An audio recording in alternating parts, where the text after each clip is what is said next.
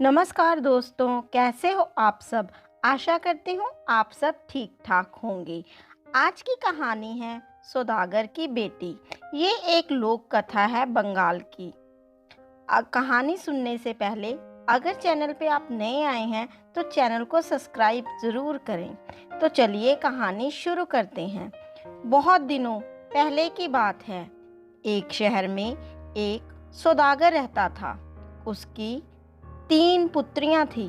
तीनों देखने में अति सुंदरी, एकदम राजकन्या की तरह। सौदागर अपनी बेटियों को बहुत प्यार करते थे, लेकिन छोटी बेटी से उन्हें विशेष प्रेम था।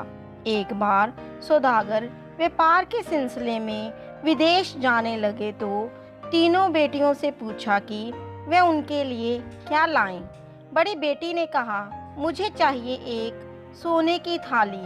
मंझली बेटी ने कहा, मुझे चाहिए एक सोने का पंखा।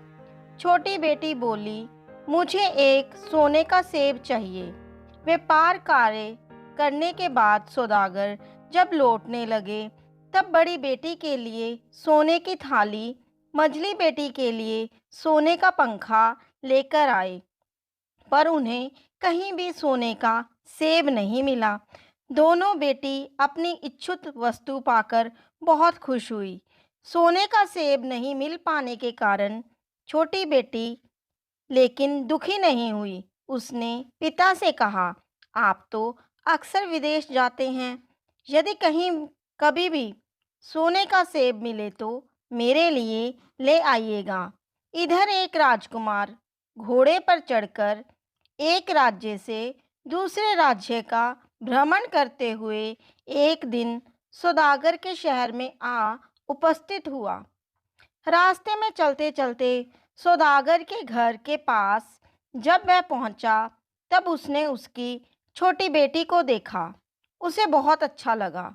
उसे लगा कि वही उसकी रानी होने के योग्य है। वह सौदागर के पास पहुंचा।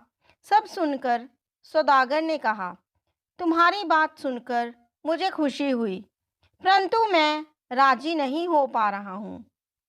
बड़ी लड़की की शादी किए बिना छोटी बेटी के साथ तुम्हारी शादी कैसे कर दूं? यदि तुम राजी हो जाओ तो बड़ी बेटी के साथ शादी करवा सकता हूँ। सौदागर की बड़ी बेटी भी अत्यंत सुंदर थी। वह भी रानी होने के योग्य थी।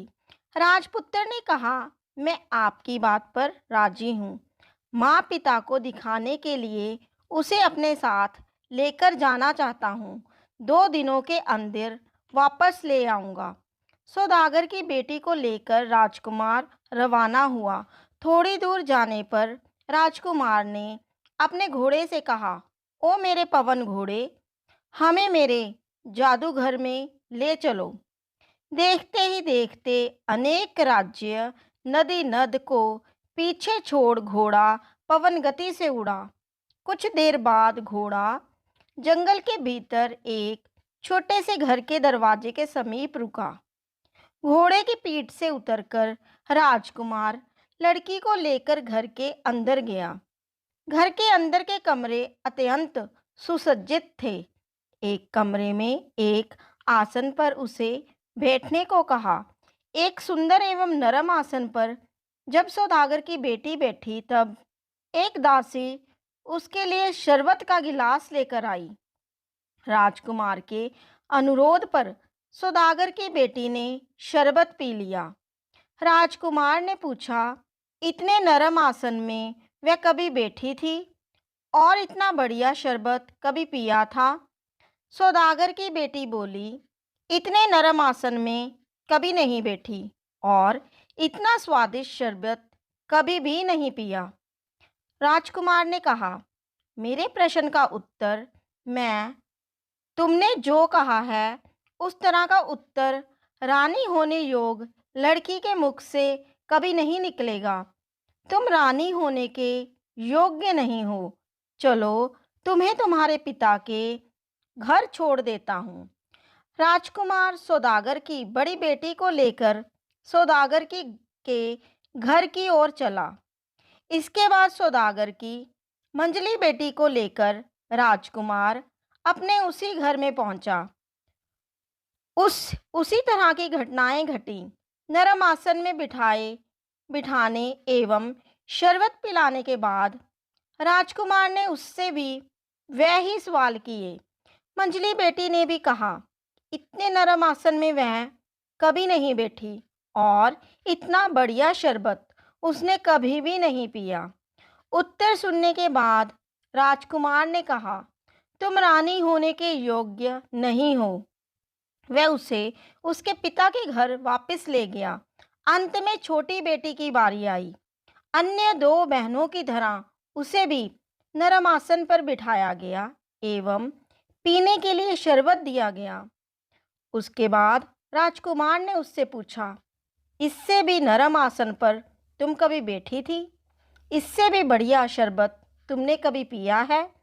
सौदागर की बेटी हंसकर बोली, माँ की गोद इससे बहुत अधिक नरम है और माँ का दूध इस शरबत से भी अधिक मीठा है। अत्यंत प्रसन्न होकर राजकुमार ने कहा, तुम्हारे जैसी लड़की ही मेरी रानी होने के योग्य है। राजकुमार ने सौदागर की छोटी बेटी को उसके घर पहुंचा दिया। सौदागर सारी बातें सुनकर बहुत खुश हुआ। उसके बाद एक दिन उसने अपनी छोटी बेटी के साथ राजकुमार का विवाह करवा दिया। तो मैं आशा करती हूँ आपको मेरी ये आज की कहानी अच्छी लगी होगी।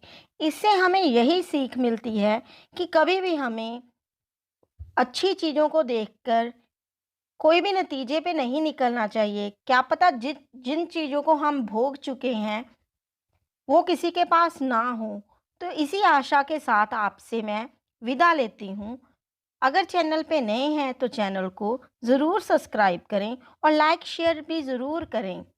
कहानी सुनने के लिए आप सबका धन्यवाद।